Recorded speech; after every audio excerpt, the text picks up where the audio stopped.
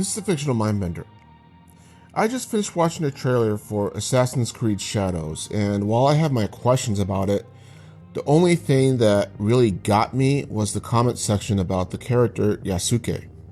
A historical figure from feudal Japan, he was known as the only black retainer under Oda Nobunaga. No Afro samurai type anime or any kind of cosplay here, but a real flesh and blood person. And considered by many people to be the first and only true black samurai. But despite this, the number of comments I saw saying that he did not really exist or that he was not samurai was just utterly perplexing to me. Like, you could literally pull his name from the history books. There are documents that talk about him and describe his appearance as well as Oda's interest in him. Where was the problem?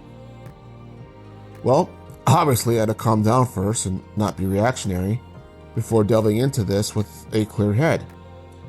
And once I had done that, I started looking at the complaints in question. The first complaint being Yasuke was not a real person. On the contrary, Yasuke is mentioned by the Jesuit missionary Louis Frois in 1581 in a letter that he wrote to Lorenzo Mexia, and as well another letter that he wrote in 1582 called the Annual Report to the Jesuit Mission in Japan. Now, I'll admit that at first it doesn't really sound that flattering because it starts out with kind of saying that the warlord had longed to see a black man in the flesh, and that when he was presented to Nobunaga, Yasuke's darkness of skin had to be tested by scrubbing him from head to toe like he was some sort of bloody carpet, because Nobunaga simply didn't believe it. Also, too, it says that Nobunaga basically almost paraded him around, and with many people interpreting this as Yasuke being more of a circus sideshow than some sort of samurai who fought under him.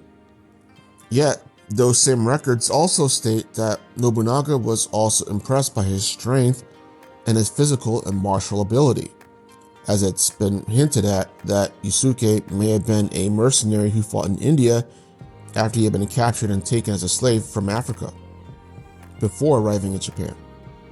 And Nobunaga, being so impressed by this resume, asked for the Jesuits to give the slave to him, and after that, made him a retainer and a vassal, and after that began taking him with him on his journeys. Later on, Yasuke was also later made a kosho, which is basically a servant of sorts.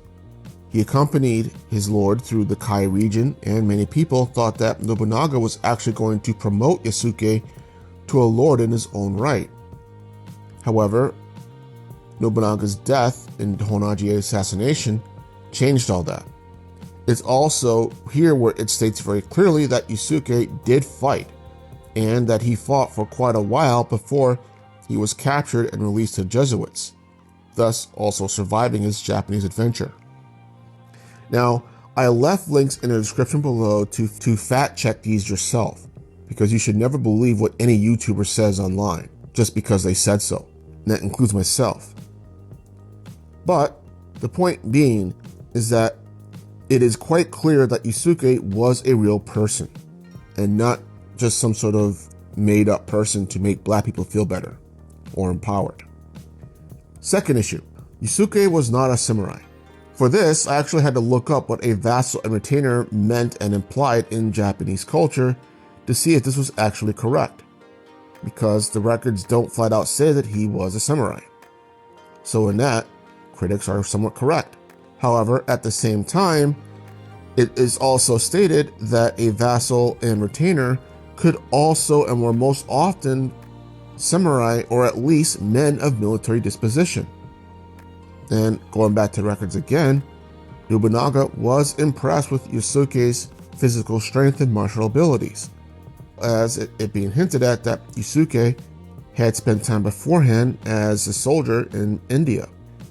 Now, again, many of the negative comments think Yasuke was just a traveling sideshow for Nobunaga. And there's room for that interpretation, quite honestly. So there's room for either version you want to believe. But having said that, neither one is flat out wrong either. And then there's the most difficult complaint I had to examine. That Yasuke was just another woke invention trying to insert black people into everything so they can be empowered. Again, after I calmed down, I could understand this vehement opinion. Because, yeah, people were that pissed about this. In a larger scale of things, in Western entertainment world, it is a fact that we are seeing non-white actors being portrayed more often. Black actors especially. This argument has been ongoing for the past decade overall, and it's gotten to the point where any real rational thinking, I think, has pretty much gone out the window. You either are anti-woke and therefore for true art without agenda, or pro-woke and a shill to the agendas to get non-white people into the mainstream where they have long been denied due to racism and capitalism. Both sides treating us like a zero sum with no in-between. And what's so infuriating about this is how the truth often gets lost in the middle because, honestly, no one really gives a damn. These people just tend to care about getting their feelings confirmed, and anything that remotely sounds like it doesn't or starts to prove that those feelings are wrong, they paint that person or statement as the enemy or say something that will just demean it so that they can still continue how they feel and not change anything. Zero nuance, zero tolerance. There's only one argument, honestly, that I could say legit held some water for me. And it was by a self-proclaimed Japanese commenter. He essentially says that he is a fan of the Assassin's Creed games and that he was looking forward to a game that was set in Japan with a Japanese protagonist. But that Ubisoft's decision to run with a black character, even though a historical character, left him feeling greatly disappointed. On top of this, others have also mentioned how in previous Assassin's Creed games, the protagonists were native to the settings the game was taking place in, while in Shadows, this is not the case. Though Valhalla still caught hell for having a female protagonist in a sexist Greek culture, but that's a whole other thing. This was the only real argument I could actually get behind because the guy actually had a strong point. Yasuke was a real person. He fought in Japan even if it might have been once. But the setting is still feudal Japan. There are plenty of Japanese historical figures that they could have run with, and making the protagonist black and the other protagonist a woman does feel more like a cash grab than anything. Something to appeal to larger audiences to get to buy the game. Capitalism, basically. And having said that, this is a video game franchise, not a historical documentary or even an historical drama.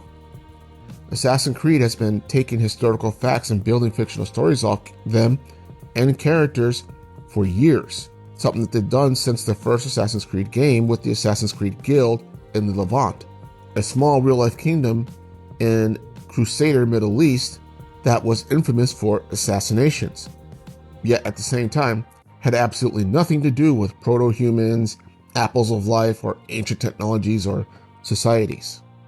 So, ultimately, I think those people who are complaining from either side need to basically get off their moral high horse like this was some sort of world-changing event and just either enjoy it for what it is or ignore it and move on. Because for me, as a black man, I'm going to continue playing Ghost of Tsushima again for the 100th time. But for you, I'm the fictional mindbender, and you guys have a good day.